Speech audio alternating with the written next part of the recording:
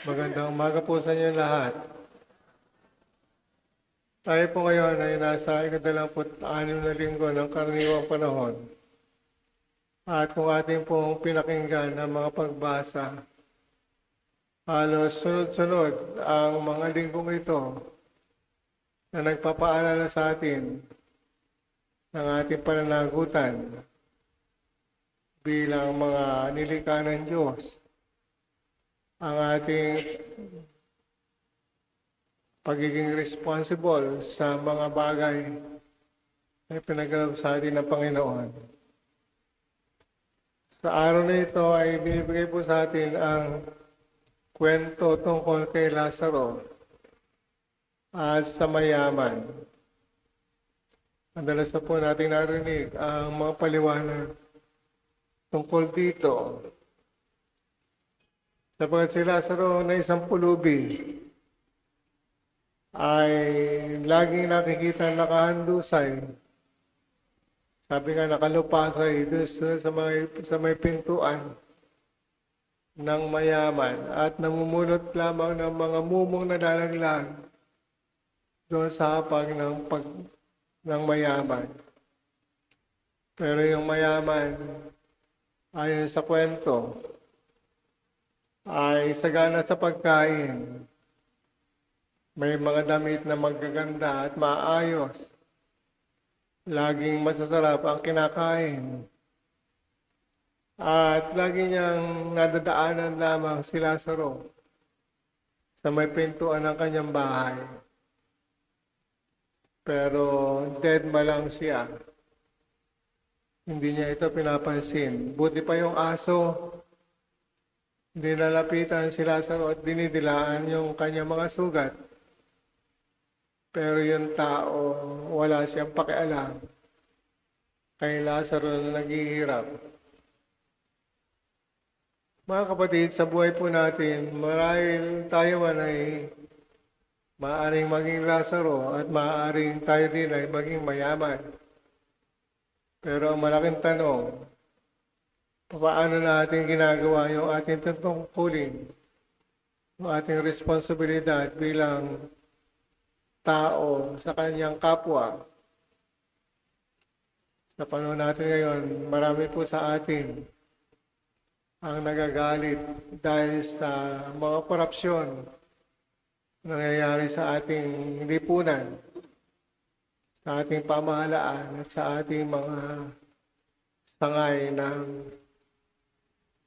lipunan at ng ating bayan. Pero kung titingnan po natin, ang korupsyon ay hindi lamang ngayon nagsimula. Hindi bagkos sa buhay natin mga tao, matagal na itong namamayani sa ating mga ugali sapagkat mayroon tayong mga tao na mayroong yaman, pero yung kanilang yaman ay maaaring naagaw lamang nila, maaaring napagtubuan lamang nila sa kanilang mga negosyo o dili kaya ay sa kanilang panloloko. Sinasabi, yung iba naman ay pamagitan ng pagnanakaw. Dati-dati, nang tayo yung mga bata, tayo nangungupit bilang bahagi ng ating mga abilidad. Pagkaraan ay nakagraduate tayo sa pangungupit, tayo ay natutong magnakaw.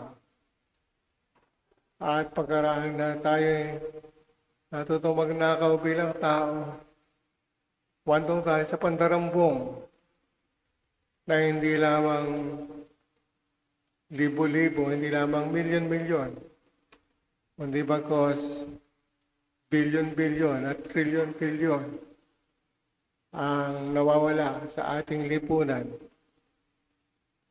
Kung kaya makita po natin na maaari tayong maging biktima ng sistema ng nakawan, sistema ng pandarambong, sistema ng panloloko. Dahil makikita po natin sa ating lipunan na laganap ang ganitong sitwasyon. Pero yung pong mga tao na mayroong kakayanan para magsalita, yung mga tao na mayroong tungkulin para itama yung mali, ay kuminsan nagsasawalang kibo na lamang tayo. Hindi na tayo umiimik. At meron ng mga tao na napaka-aktibo sa pagsasabi ng mali, pag-iisip ng mali, at pagtingin sa mali. Pero minsan, nakikita natin yung kamalian ng iba. Pero maliliit na bagay na ginagawa natin kamalian, hindi natin pinapansin. Kung kaya lalo itong lumalaki. Sabi nga, isang malaking kasalanan ng tao, kapag ang mga mabuting tao ay hindi kumibo at nagsalita laban sa kamalian, lalaganap ang kasamaan. Sapagat yung mga mabubuti, hindi tumatayo, hindi tumitindig upang itama yung kamalian. At meron namang iba na nagtatama nga ng kamalian ng iba, pero hindi naman tinatama yung kamalian ng sarili. Kung kaya tumahantong din ito sa kamalian at kasalanan. Kaya sa Ebanghelyo pong ating narinig, pinapaliwanag sa atin ng Panginoon na si Lazaro na pulubi na naghihirap sa mundo nung siya nabubuhay ay binayaan ng Diyos ng kaluwagan at kasiyahan doon sa piling ni Abraham sa buhay na walang hanggan sapagkat natuto siya magtiis at harapin ang paghihirap na manatili na naniniwala at nagmamahal sa Diyos. Pero yung mayaman na hindi ginamit yung kayamanan para sa tama, hindi nagbahagi para sa kanyang kapwa, ay naghihirap sa impyerno dahil ang kanyang buhay at ang kanyang kamalian ay hindi siya gumawa at hindi siya tumulong. Wala siyang pakialam nung siya ay nabubuhay para sa mga mahihirap. O kaya, pagdating ng panahon sa kabilang buhay, meron pong realidad ang impyerno, ang paghihirap at ang pagdurusa kapag tayo tumalikod sa biyaya ng Diyos.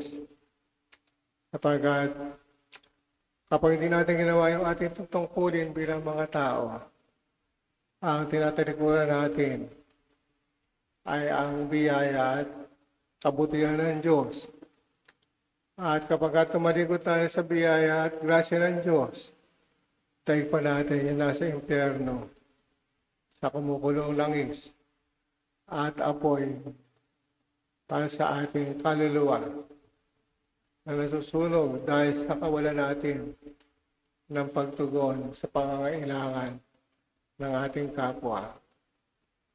Kaya po, lagi nating isipin na tulad ng narinig natin noong nakaraang linggo, na hindi tayo makapaglilingkod ng sabay sa Diyos at sa kayamanan. Amen.